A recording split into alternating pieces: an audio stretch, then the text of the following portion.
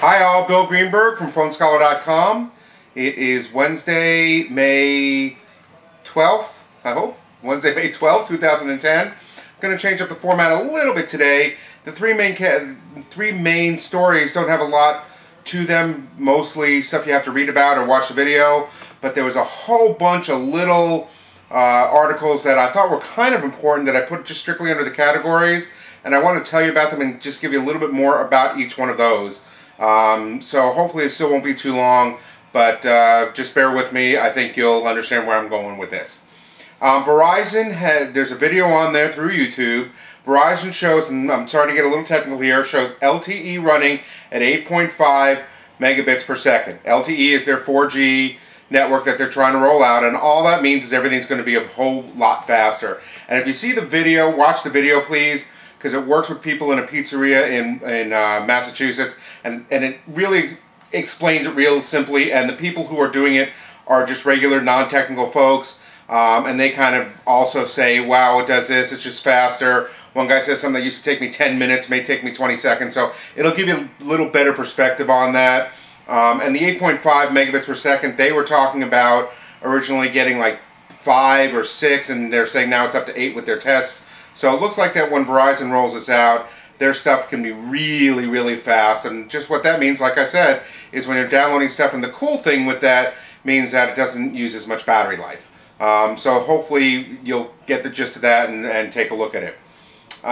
There's an article in there called Social Network Privacy on the iPhone, but it's not only for the iPhone. And the reason why I put this on this is because you see more and more, and you hear more and more commercials, and I see constantly stuff about how is Facebook safe and things like that.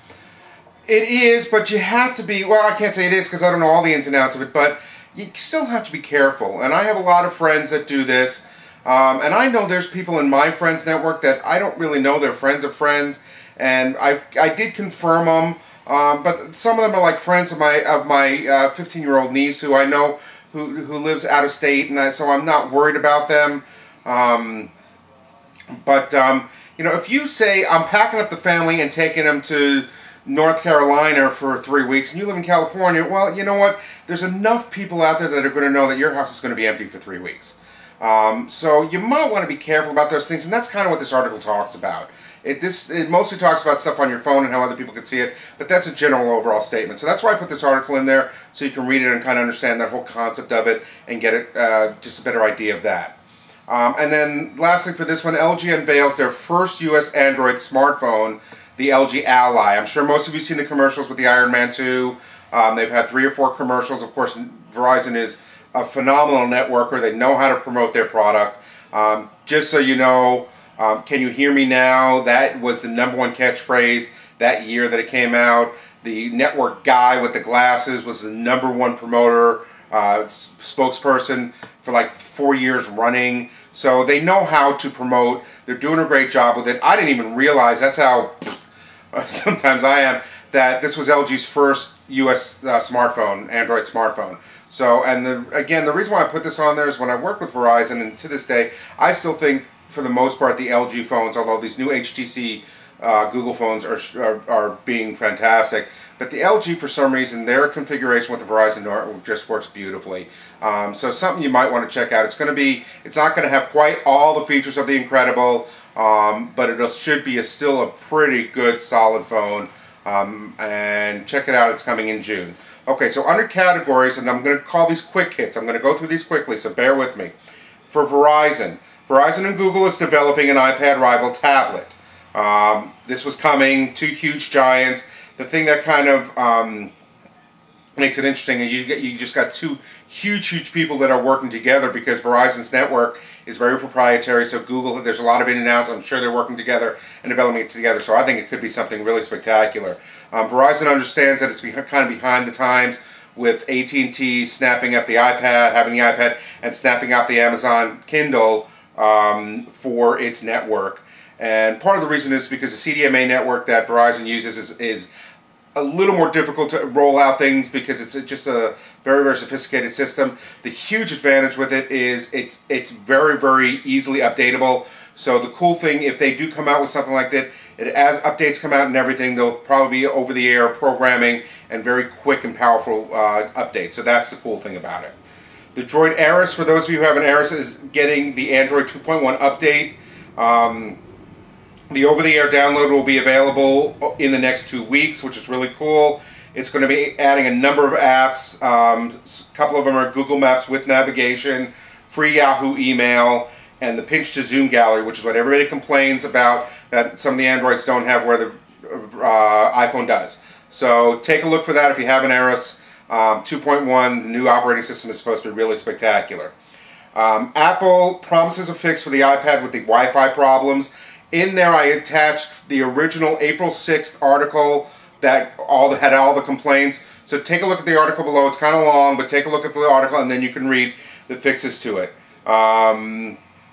And some of the things they did complain about was weak wireless signals, drop connections, and slow surfing speeds. This is for the WiMAX, not the 3G.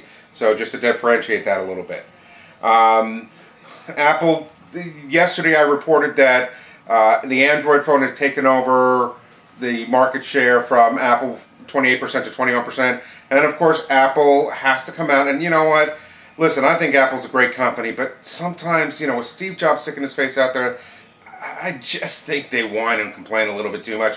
And now they're saying, well, they didn't take in the worldwide numbers. You know what?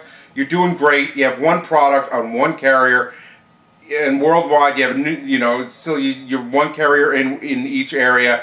Live with it. You're doing great. You're making billions of dollars. Don't worry about it, okay? Nobody else is. CBS has promised to put more iPad content this fall. I guess right now all you can get is Survivor on there. I'm sure, you know, again, this whole iPad thing with the streaming video and stuff, it's all going to be up in the air for a while. So if you have an iPad and you're wondering about, just keep looking for the updates and I'll try to give them to you as much as I can.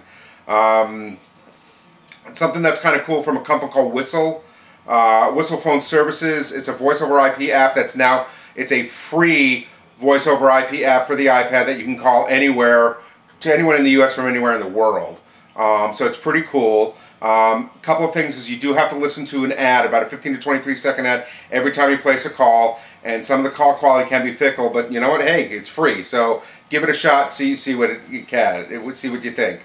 AT&T has also moved the eligibility upgrades for the iPhone 3GS to June 21st. Originally was from November, and this is mainly for those people who bought the first generation of the 3GS last June when it first rolled out.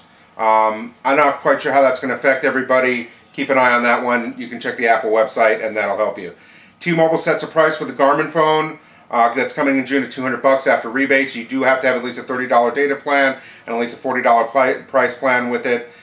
You can check out the article, my article last month under T-Mobile categories to check out the details of the phone. Microsoft is putting in a free Bing navigation for their Windows mobile phones, an upgrade application, same thing that Google and Nokia has done. It's only good for the Windows mobile phone on Sprint, AT&T, and T-Mobile. It is not available for the iPhone, even though iPhone does have a Bing application.